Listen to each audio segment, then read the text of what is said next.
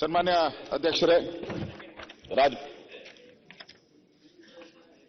ತಾವು ತಗೋತೀರಿ ಅಂತ ಹೇಳಿದ್ರೆ ಕೆಳಗೆ ಮೇಲ್ಮನೆಯಲ್ಲಿರ್ತಕ್ಕಂಥ ಕಾರ್ಯವನ್ನು ಮುಗಿಸ್ಕೊಂಡು ಬರ್ತೀವಿ. ಅಲ್ಲೇ ಮಂಡಿಸ್ಬಿಟ್ಟು ತಗೊಂಬಂದ್ಬಿಡಿ ಬೇಕಾದ್ರೆ. ಇಲ್ಲ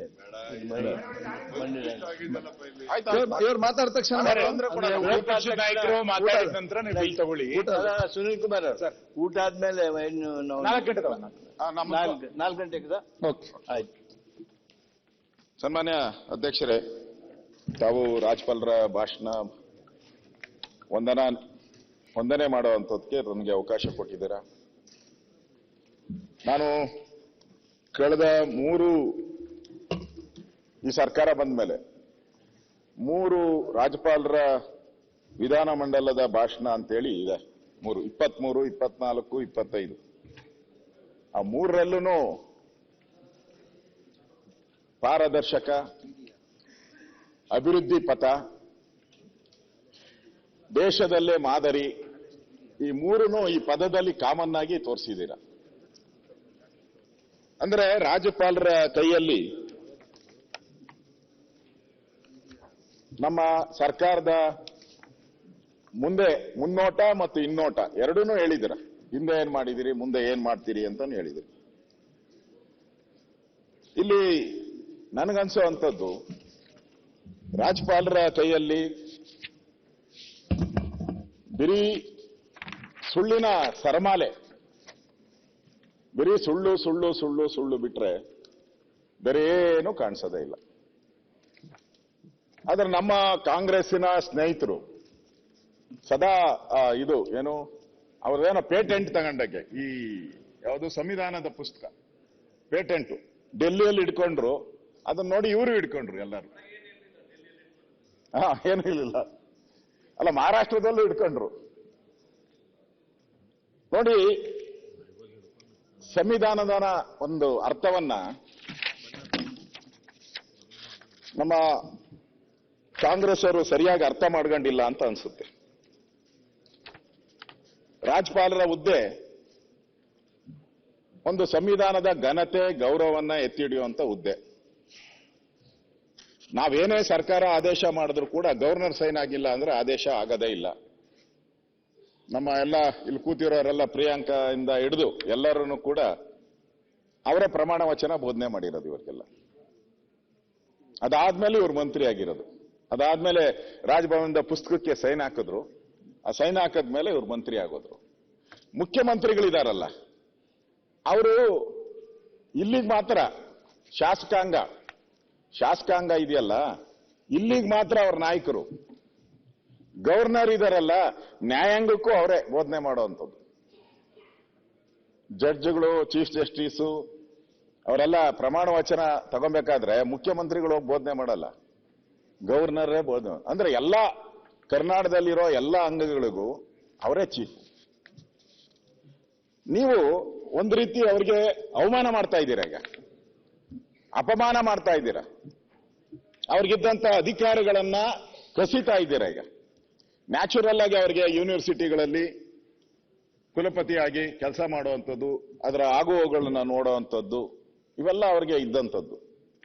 ಅದರಲ್ಲೂ ನಮ್ಮ ಪ್ರಿಯಾಂಕಾ ಅವರು ಮುಂಚೂಣಿ ಹೋಗಿ ಅವ್ರ ಇಲಾಖೆಯಲ್ಲೇ ಫಸ್ಟ್ ತೆಗಿಯಕ್ಕೆ ಅಲ್ಲಿಂದ ಎತ್ತಂಗಡಿ ಪೈಲಟ್ ಪ್ರಾಜೆಕ್ಟ್ ಫಸ್ಟ್ ಬಿಡೋದು ಯಾವ್ದಾನೋ ಒಂದು, ಆಮೇಲೆ ಆ ಸಕ್ಸಸ್ ಆದ್ರೆ ಉಳಿದಿದ್ನೆಲ್ಲ ಮಾಡ್ಲಿ ಅಂತ ಅವ್ರು ಮುಂದೆತ್ತು. ನಾನು ಕರ್ನಾಟಕದ ಮಾತಾಡ್ತಾ ಇದ್ದೀನಿ.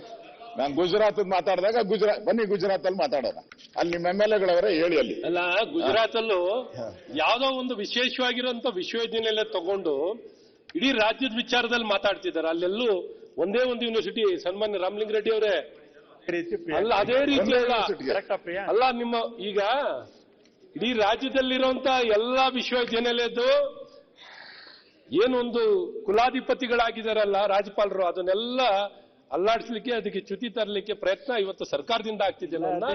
ಬಹಳ ಸ್ಪಷ್ಟವಾಗಿ ನಾನು ಒಂದ್ ಸ್ವಲ್ಪ ಏನ್ ವೇಷದಲ್ಲಿ ಏನಿಲ್ಲ, ನಿಮ್ಗೇನ್ ಅಧಿಕಾರ ಇದೆ ಅಂತ ನಡೆಸ್ತಾ ಇದ್ದೀರಾ, ಅದನ್ನ ನಾವೇನು ನಿಮ್ ತಿಳುವಳಿಕೆ ಮೂಡಿಸುವಂತ ಪ್ರಯತ್ನ ಮಾಡ್ತಾ ಇದೀವಿ.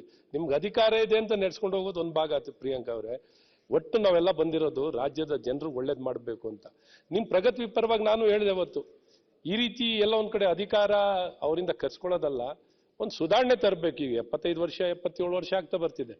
ಬೋರ್ಡ್ ಆಫ್ ಗವರ್ನರ್ ಕಾನ್ಸೆಪ್ಟ್ ನಾವೇ ಇದೆ ಖಾಸಗಿ ಯೂನಿವರ್ಸಿಟಿಗಳಿಗೆ ಬೋರ್ಡ್ ಆಫ್ ಗವರ್ನರ್ ಕಾನ್ಸೆಪ್ಟ್ ಕೊಡ್ತಿರ್ತೀವಿ ಅಂತ ಪ್ರಗತಿ ಪರವಾಗಿ ತಗೊಳ್ಳಿ. ಇವತ್ತೇನು ರಾಜ್ಯಪಾಲರ ವಿಚಾರದಲ್ಲಿ ನಮ್ಮ ಸನ್ಮಾನ್ಯ ಪ್ರತಿಪಕ್ಷ ನಾಯಕರು ಹೇಳ್ತಿದ್ದಾರೆ ಬಹಳ ಸ್ಪಷ್ಟವಾಗಿ, ಅಂತ ಉನ್ನತ ಸ್ಥಾನದ ಅಂತ ವ್ಯಕ್ತಿಗೆನೆ ಆಸ್ಥಾನಕ್ಕೆ ಚ್ಯುತಿ ಬರೋ ರೀತಿಯಲ್ಲಿ ನಡ್ಕೋತಾ ಇದ್ದಾರೆ ಎಲ್ಲಾ ವಿಚಾರದಲ್ಲೂ.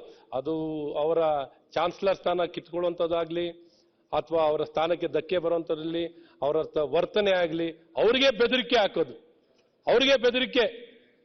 ನಿಮ್ಮ ರಾಜಭವನ್ ಚಲೋದಲ್ಲಿ ನಿಮ್ಮ ಕಚೇರಿಗೆ ನುಗ್ತೀವಿ ಅಂತ ಬಹಳ ಒಬ್ಬರ ವಿಧಾನ ಪರಿಷತ್ ಸದಸ್ಯರು ಹೇಳ್ತಾರೆ. ಸನ್ಮಾನ್ಯ ಅಧ್ಯಕ್ಷರೇ, ಉಪಾಧ್ಯಕ್ಷರೇ, ಒಂದ್ ಕಡೆ ಗವರ್ನರ್ಗೆ ಅಪಮಾನ, ಶಾಸಕಾಂಗ, ಕಾರ್ಯಾಂಗ, ನ್ಯಾಯಾಂಗ ಇದರೆಲ್ಲರ ಚೀಫ್ ಅವರು. ಅವ್ರನ್ನ ರಾಜ್ಯಪಾಲರು ಅಂತ ಹೇಳಿದ್ರೆ ಸರ್ಕಾರದ ಕೈಗೊಂಬೆ ಅಂತ ತಿಳ್ಕೊಂಡ್ಬಿಟ್ಟಿದ್ದಾರೆ. ಸರ್ಕಾರದ ಕೈಗೊಂಬೆ ಅಲ್ಲ, ಅವ್ರಿಗೆ ಅಧಿಕಾರ ಇದೆ. ಯಾವುದೇ ಬಿಲ್ ಹೋದ್ರಿ, ಯಾರಾದರೂ ಜನ ಕಂಪ್ಲೇಂಟ್ ಮಾಡಿದ್ರು ಅದಕ್ಕೆ ಸರ್ಕಾರಕ್ಕೆ, ಚೀಫ್ ಸೆಕ್ರೆಟರಿಗೆ, ಮುಖ್ಯಮಂತ್ರಿಗಳಿಗೆ ಕ್ವಶನ್ ಮಾಡುವಂತ ಅಧಿಕಾರ ಇದೆ. ಅದಕ್ಕೆ ಉತ್ತರ ಕೊಡಬೇಕಾಗಿದ್ದು ಸರ್ಕಾರದ ಕರ್ತವ್ಯ.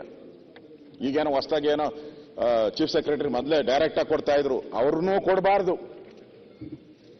ಚೀಫ್ ಸೆಕ್ರೆಟರಿನೂ ಕೊಡಂಗಿಲ್ಲ ಡೈರೆಕ್ಟ್ ಆಗಿ, ಡಿಜಿನೂ ಡೈರೆಕ್ಟ್ ಆಗಿ ಕೊಡಂಗಿಲ್ಲ. ಅವರು ಕ್ಯಾಬಿನೆಟ್ ಮುಖಾಂತರ ಕ್ಯಾಬಿನೆಟ್ ಇಂದ ಕಳಿಸ್ಬೇಕು. ಆ ರೀತಿ ಪರಿಸ್ಥಿತಿಯನ್ನ ತಂದ್ಬಿಟ್ಟಿದ್ದಾರೆ ಇವರು. ಅಂದ್ರೆ ಒಂದು ರೀತಿ ಸಂಘರ್ಷ, ಸರ್ಕಾರ ವರ್ಸಸ್ ಗವರ್ನರ್. ಈ ಸಂಘರ್ಷ ದಿನನಿತ್ಯ ಮಾಧ್ಯಮದಲ್ಲಿ ಬರ್ತಾ ಇದೆ. 4ನೇ ಅಂಗ ಅದು ಯಾವುದು? ಪತ್ರಿಕಾ ರಂಗ 4ನೇ ಅಂಗ. ಆ 4ನೇ ಅಂಗದಲ್ಲಿ ದಿನನಿತ್ಯ ಈ ಸಂಘರ್ಷದ ಸರಮಾಲೆಯನ್ನ ನಾವು ನೋಡ್ತಾ ಇದ್ದೀರಿ. ಇದು ಒಂದು ರೀತಿ ಪ್ರಜಾಪ್ರಭುತ್ವಕ್ಕೆ ಮಾಡಿರ್ತಕ್ಕಂಥ ಒಂದು ಅವಮಾನ ಅಂತ ನಾನು ತಿಳ್ಕೊಂತೀನಿ.